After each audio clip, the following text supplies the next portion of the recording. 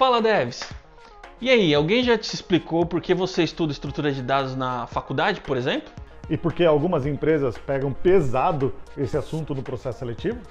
Roda a vinheta.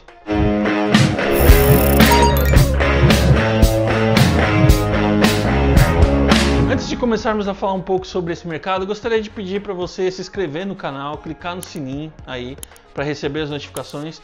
Isso irá, como já falamos, motivar a gente a criar mais vídeos todas as semanas. Nosso objetivo com este vídeo não é aprofundar o conteúdo técnico de todas as estruturas de dados, mas te ajudar a entender por que, como desenvolvedores, somos cobrados nos processos seletivos de tantas empresas e entender este assunto. Vou além! Você se tornará um melhor desenvolvedor se entender bem melhor esse assunto.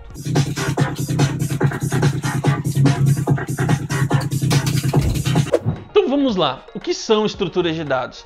Indo direto ao assunto, é a forma como você irá organizar os dados que está processando. Isso pode ser em memória, ou seja, no momento aí da execução da sua aplicação, ou em disco, quando queremos armazenar de fato. Trazendo um exemplo de cada, em memória pode ser os 50 primeiros posts na timeline do seu Instagram, que o aplicativo ali precisa organizar para mostrar em tela. Já em disco, usando a mesma situação, são todos os posts dos usuários do Instagram, um volume aí bem maior e que não é possível carregar na memória, Esses sim ficam armazenados em discos. A forma de organizar esses dados, a estrutura de dados escolhida, muda a complexidade de acesso aos dados. Podemos simplificar muito esse conceito dizendo que mudamos a velocidade que você cria, lê, altera e apaga as informações na estrutura escolhida. Por exemplo, estrutura de dados lineares. Imagina uma linha mesmo, E os dados um atrás do outro. Por exemplo, fila, pilha, lista,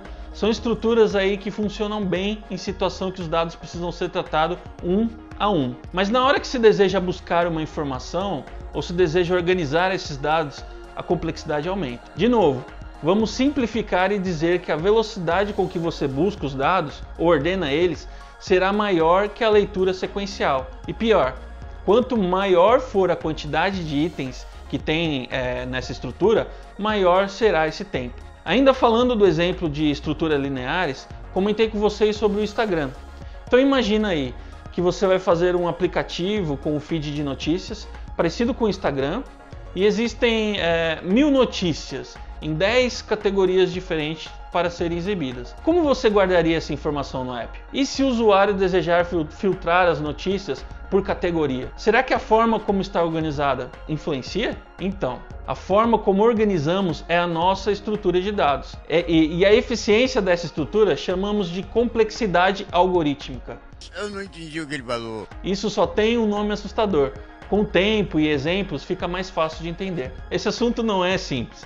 Pretendemos até criar vídeos mais técnicos e práticos aí, Joaquim? Por isso é interessante ligar o sininho aí, como falamos do canal, para saber quando vamos lançar aí. Então, já temos uma base de que seriam estruturas de dados, mas quais os tipos que existem? Olha, complicado listar todos os tipos, já que existem muitas pesquisas que sugerem até diferentes versões de estruturas básicas que já existem, Então, assim, uma lista bem básica seria lista, fila, pilha e as árvores. Teriam também hashes, nessa lista. Mas por que grandes empresas em seus processos seletivos cobram tanto deste assunto?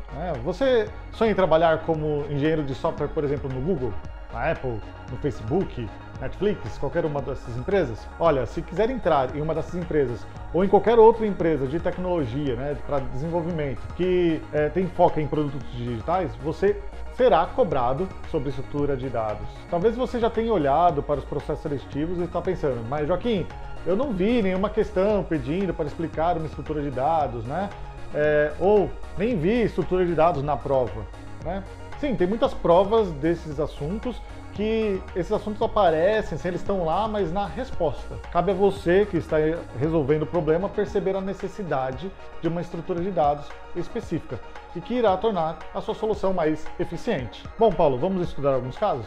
Bora! Essa pergunta aqui eu retirei do canal Filho da Nuvem, no qual o Claudson Oliveira ele fala sobre o seu processo seletivo para o Facebook de Londres, que ele recebeu. Inclusive, recomendo que veja esse vídeo lá, a gente vai deixar aí. Uma das coisas interessantes que quero destacar é que o Claudson comenta que só lhe foi feita uma única pergunta técnica sobre 3 estruturas de dados. Então vamos à pergunta. Ao informar 3 estruturas de dados, é questionado qual a complexidade do algoritmo de busca mais simples para cada uma dessas estruturas. E aí, Joaquim, alguma ideia de como responder? Bom, legal. O Paulo ainda não falou quais são essas estruturas, né? E essa é uma pergunta simples e direta, porém não tão simples de responder. Se você não tiver estudado um pouco sobre isso antes, pode ser problema. Inclusive, o Claudson está de parabéns, ele respondeu corretamente as perguntas, né? Mas vamos entender como podemos responder.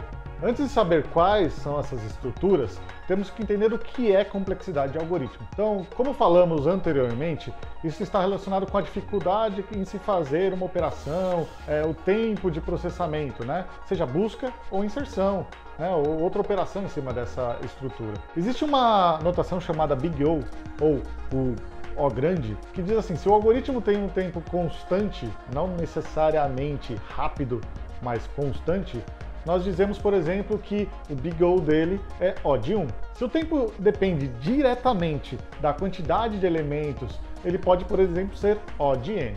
Mas não existe somente esses dois, podemos fazer um vídeo só para falar desse assunto. Esse assunto aí é bem extenso. Mas vai lá, Paulo, qual é a primeira estrutura aí? Então, a primeira estrutura de dados é a lista ligada.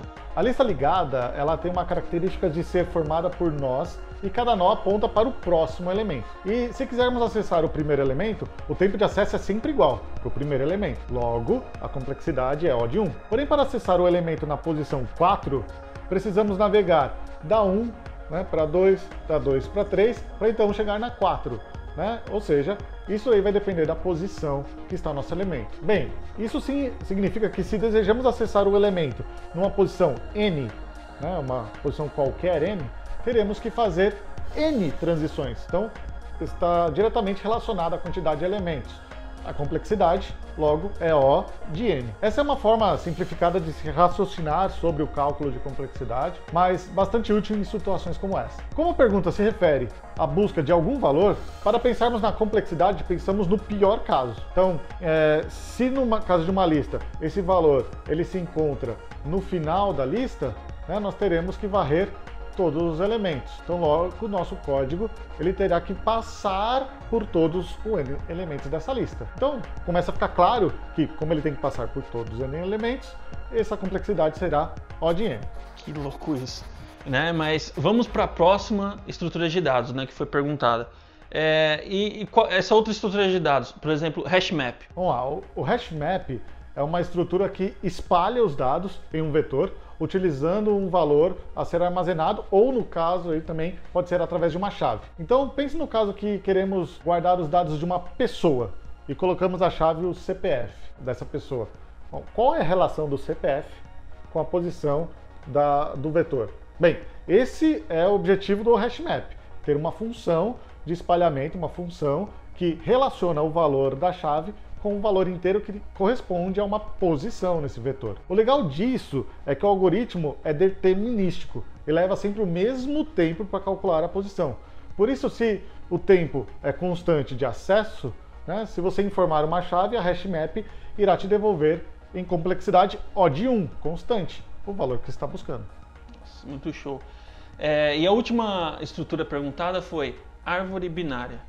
Bem, o que se conhece sobre os processos seletivos dessas grandes empresas é que suas perguntas muitas vezes não carregam todas as informações necessárias para se responder.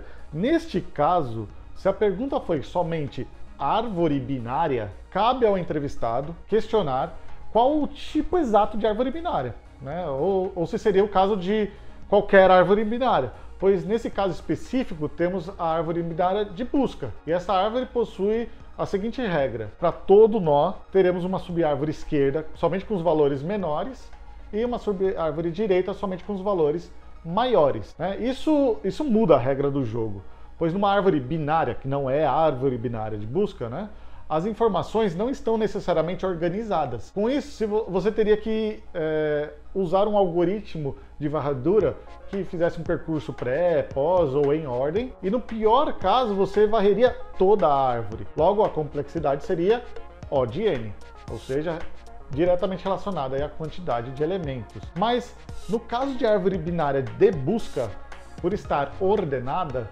você verifica se o que você está buscando está naquele nó corrente.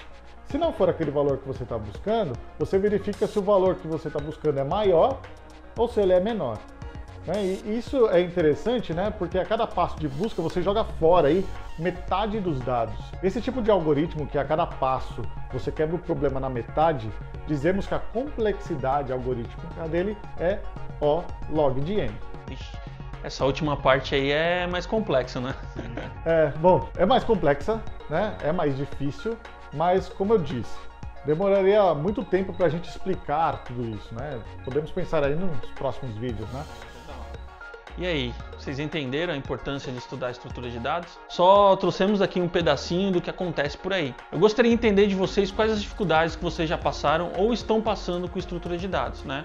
Então é importante, escreve aí no comentário, vamos trabalhar juntos aí para entender melhor isso aí e quem sabe aí a gente consegue trazer mais conteúdos aí resolvendo essas dúvidas ou conversando um pouco, discutindo esses temas aí, beleza? Falou aí e até a próxima. Até mais.